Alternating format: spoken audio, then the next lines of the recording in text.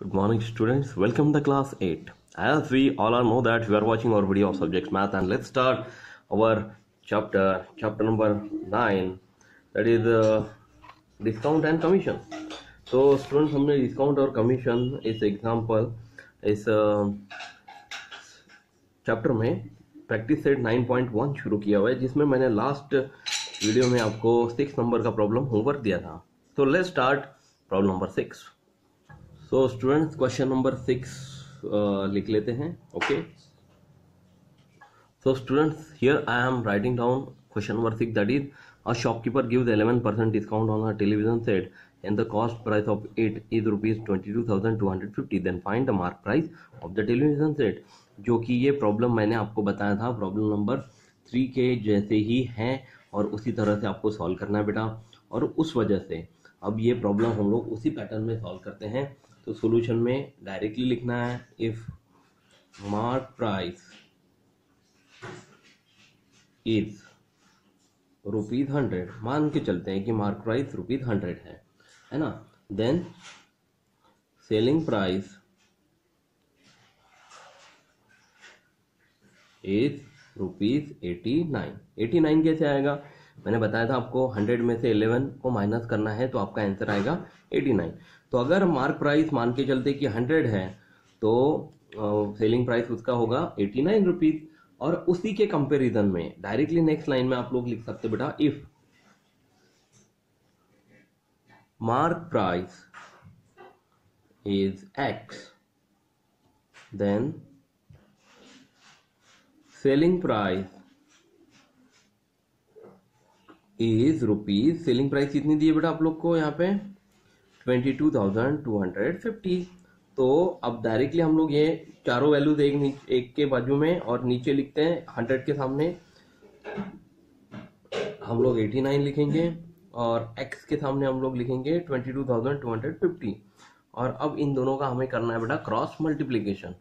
और cross multiplication करने के लिए अब डायरेक्टली हम लोग यहाँ पे लिखेंगे 100 into 22,250 is equal to x into 89.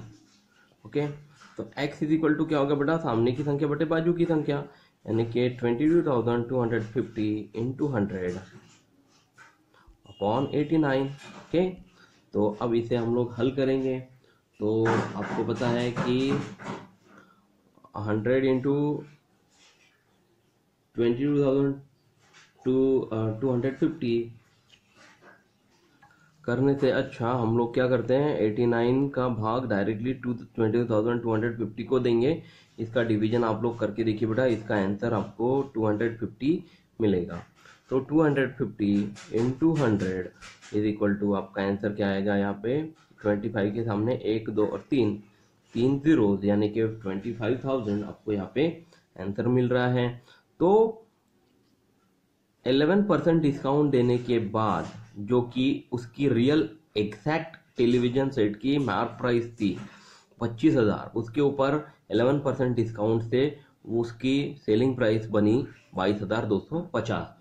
तो आखिरी में जो हमें आंसर कैलकुलेट करना था बेटा, वो हम लोग लिखेंगे hence the mark price of a television set is ₹25,000. Okay, तो ये हो गए हमारा प्रॉब्लम सॉल्व. लेट्स स्टार्ट अब क्वेश्चन नंबर 7. तो स्टूडेंट, अब हम लोग क्वेश्चन नंबर 7 लिख लेते हैं.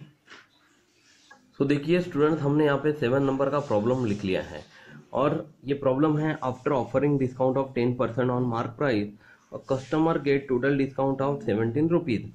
मतलब किसी कस्टमर को 10% डिस्काउंट देने के बाद उसे 17 रुपये का डिस्काउंट मिल रहा है. ठीक है, मतलब डिस्काउंट परसेंट और डिस्काउंट ये दोनों में अंतर है बेटा. ठीक है, डिस्काउंट 17 रुपये है और डिस्काउंट परसेंट डिस्काउंट है 10%. To find the cost price for the customer, fill in the following boxes with the appropriate number and complete the activity. तो यदि हमें इस कस्टमर को दिए गए पदार्थ या फिर जो भी हमने वस्तु इनको बेची है उसकी कॉस्ट प्राइस निकालनी है, तो हमें ये नीचे दिए गए बॉक्सेस को फिल करना है बेटा।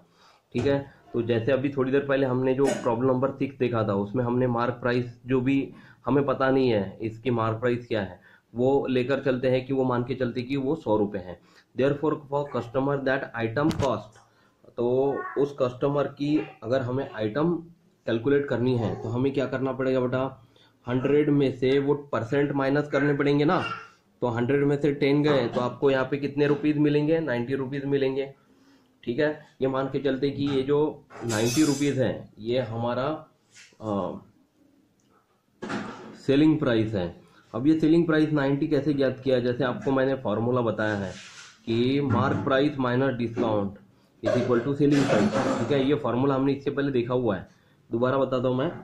Mark price minus discount is equal to selling price. तो यहाँ पे सेलिंग प्राइस कितने रुपए मिले आपको, 90 रुपये, डिस्काउंट कितना था 10 रुपये। ठीक है, तो ये दोनों बॉक्सेस हमने यहाँ पे फिल कर दिए है। तो पहले बॉक्स में 110, फिर 10, 90, फिर पांचवा बॉक्स आ रहा है suppose when the discount is rupees. मतलब मान लीजिए कि आपको यहाँ पे जो 17 रुपये दिए गए हैं वो 17 को हम लोग को यहाँ पर इस बॉक्स में लिखना बेटा। तो suppose when the discount is 17 rupees the selling price is x rupees. तो सेलिंग प्राइस मान के चलते कि एक्स रुपीज है। ठीक है, तो यहाँ पे देखिए बेटा व्हेन द डिस्काउंट इज 17 और एक्स के नीचे यहाँ पर क्या आएगा, देखिए हम लोग ने इसके पहले जैसे क्रॉस मल्टीप्लीकेशन वाला पैटर्न फॉलो किया था बस वैसे ही दिया गया।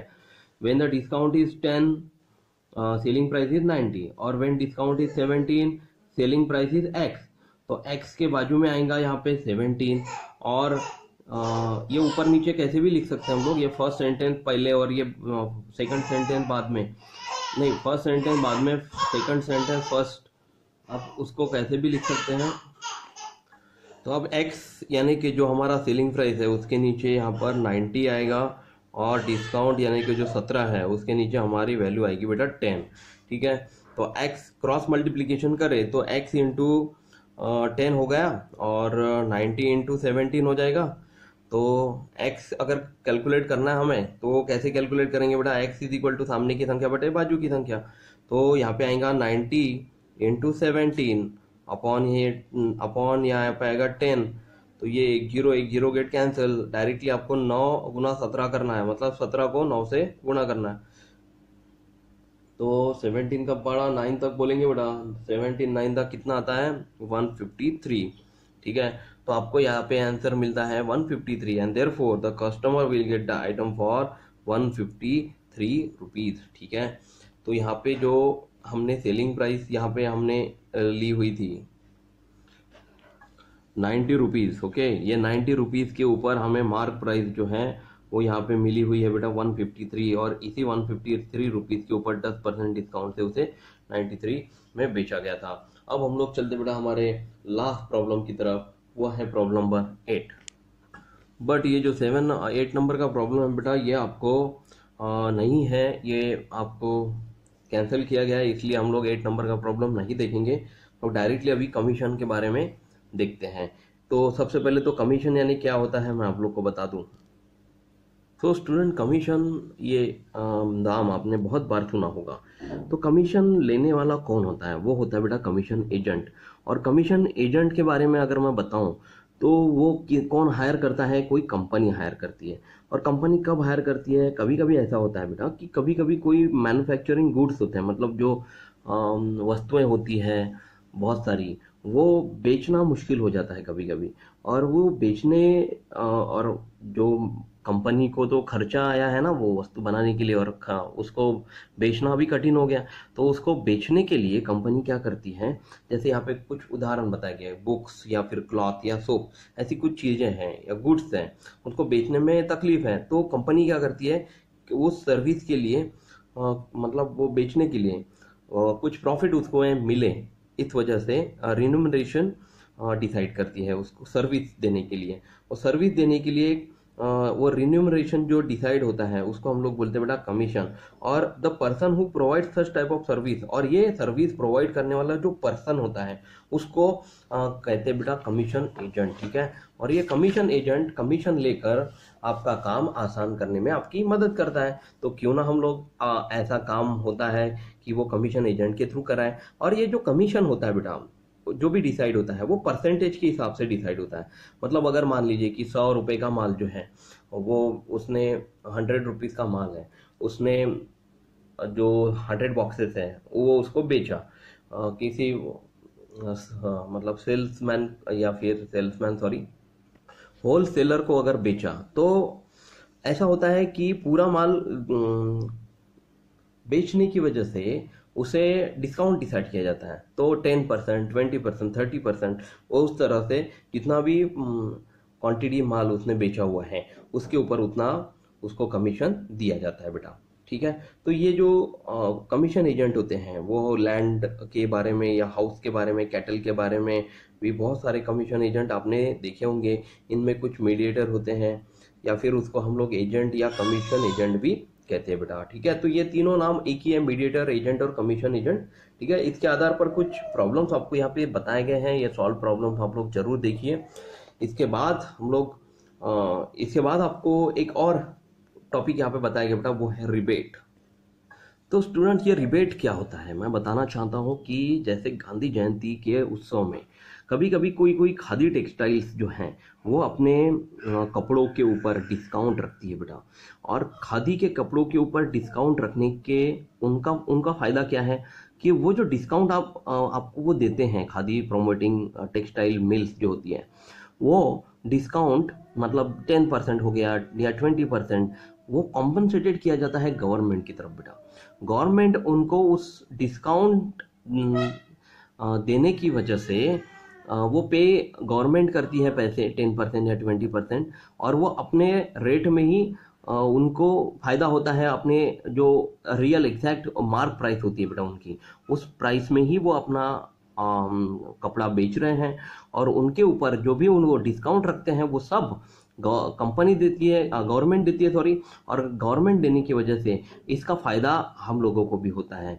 तो इस तरह से खादी ग्रामोद्योग, handloom shop, handicraft, selling centre, बचत ग्रुप जो बहुत सारे आपको डिस्काउंट देते हैं बेटा स्पेशल ओकेजन की तरफ, स्पेशल ओकेजन के समय पे, तो उसमें यही फायदा है कि जो भी डिस्काउंट आपको मिलता है वो गवर्नमेंट आपको देती है। और उसी वजह से जब इस तरह का डिस्काउंट आपको मिलता है या 10 या 20% लेस होके आपको उस वस्तु को आप ले पा रहे हैं, है ना। बचत ग्रुप में आपने मान लो कि कुछ पैसा उठाया तो उसके ऊपर भी गवर्नमेंट आपको वो पैसा कम करके आपको देती है, लोन देती है।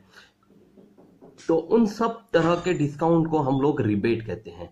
तो ही rebate is also type of discount. तो रिबेट जो है वो एक तरह का डिस्काउंट ही होता है। ठीक है, तो अब हम लोग चलते हैं प्रैक्टिस सेट 9.2 की तरफ।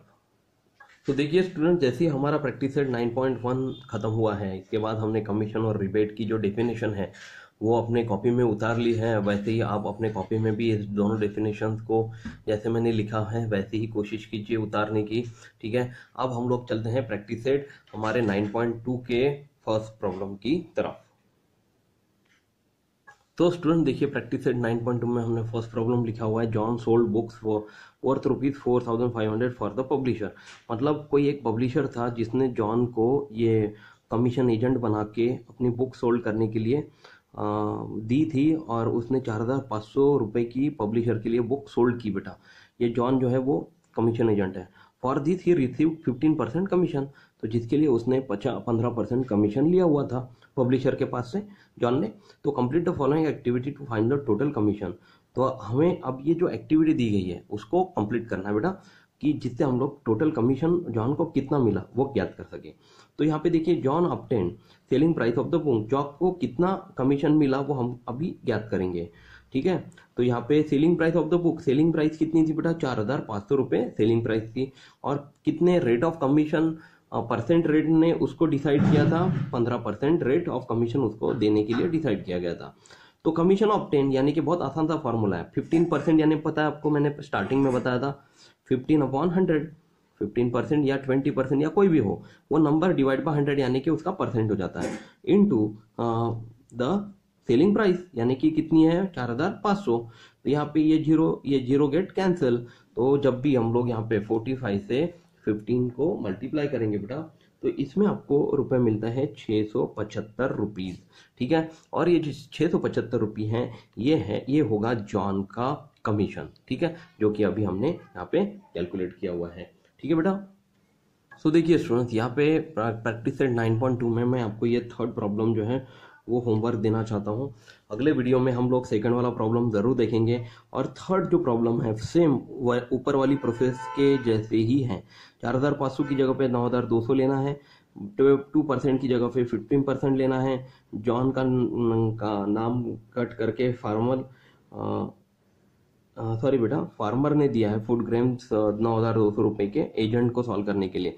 तो एजेंट लिखिए, यहाँ पे सिर्फ एजेंट ऑब्टेन, बाकी की प्रोसेस जैसे संख्याएं दी गई है वैसे वैसे आपको चेंज करना है, और आसानी से आपको ये 4 स्टेप में आप इसका कमीशन आसानी से कैलकुलेट कर सकते हैं।